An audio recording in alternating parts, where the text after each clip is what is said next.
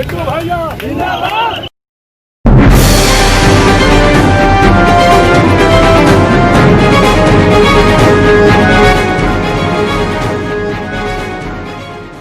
धुरंधर है, उसको कैसे मात देंगे आप?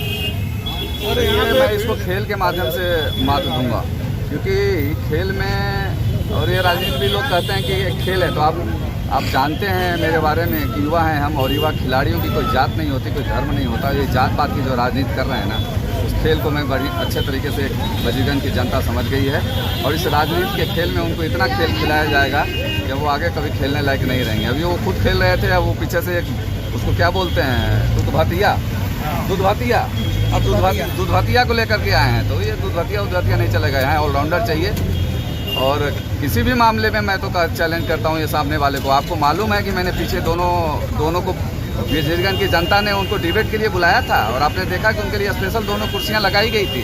तो आप तो जानते हैं कि खेल में जब दूसरा विपक्षी टीम नहीं पहुंचता है तो बा कवर दे दिया जाता है। तो उन्होंने तो मुझे बा कवर दे दिया है, और ए और बी को देखा सबने, अब सी को देखेंगे। जनता ने आपके ऊपर जो भरोसा जताया है उसको किस कदर आप कायम रखेंगे?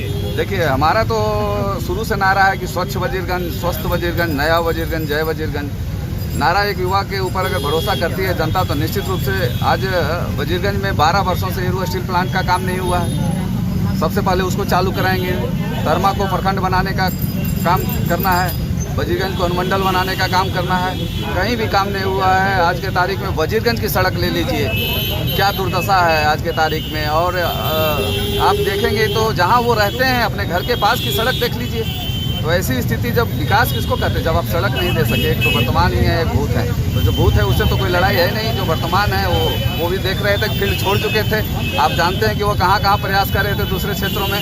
तो हमारे लिए तो बाग कवर मिल गया है शुरू से ही, और जनता यह साबित करना चाहती, कर दिया है जनता ने।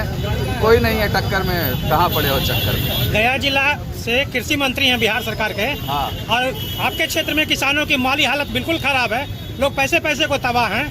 आप किसानों के लिए क्या काम करेंगे, और खासकर बेरोजगार युवक जो रोजगार के लिए बिहार से बाहर पलायन कर रहे हैं, कोरोना ऐसे महामारी में यह सुन करके बिहार आए कि सरकार हम लोगों के लिए कुछ कर पाएगी, लेकिन वापस फिर वहीं चले गए जहां से आए थे। क्या करेंगे आप विधानसभा जीत के? देखिए, मैं सबसे पहले आपको पलायन पर बता दूं कि तत्काल में मैं पलायन के लिए एक आयोग बनाने जा रहा हूं। मैं जैसे ही आऊंगा सरकार में, एक आयोग बनेगा, उसके अंदर उसका डाटा होगा पूरे ऑल ओवर इंडिया में। जिस तरह से राजदूत होते हैं दूसरे देशों के, उसी प्रकार के एक IAS ऑफिसर का एक ड्यूटी लगाई जाएगी, उसका एक सेंटर बनाया जाएगा पटना में। और जहाँ भी आपको प्रॉब्लम होगी, किसी प्रकार की प्रॉब्लम होगी, उस पर आप टेस्ट करेंगे, मैसेज करेंगे, फ़ोन करेंगे, एक नंबर जारी किया जाएगा।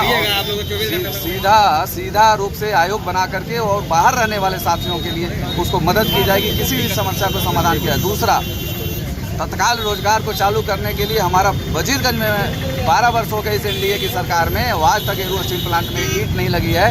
तो मैं यहाँ शपथ लेता हूँ, आप तमाम मीडिया बंधुओं के साथ, इस मगध की धरती से मैं शपथ लेता हूँ, इस बोध गया की धरती से, गया से शपथ लेता हूँ कि हीरो स्टील प्लांट को अगले 5 साल में धुआं उगलता नहीं नजर आया, तो अगले बार चुनाव में। अगर विधायक बन गए, सरकार में नहीं जा पाए, तो क्या उसी तरह से संघर्ष करते रहेंगे जैसे पिछले दिनों तक आपने किया? बिल्कुल, इसलिए करूँगा क्योंकि मैं सरकार से नहीं हूँ, सरकार हमसे है।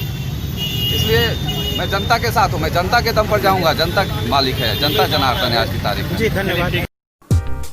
इसी तरह खबरों में अपडेट रहने के लिए हमारे YouTube चैनल सुशासन का सर्च को लाइक और सब्सक्राइब करें, और अपडेट पाने के लिए बेल बटन जरूर दबाएं।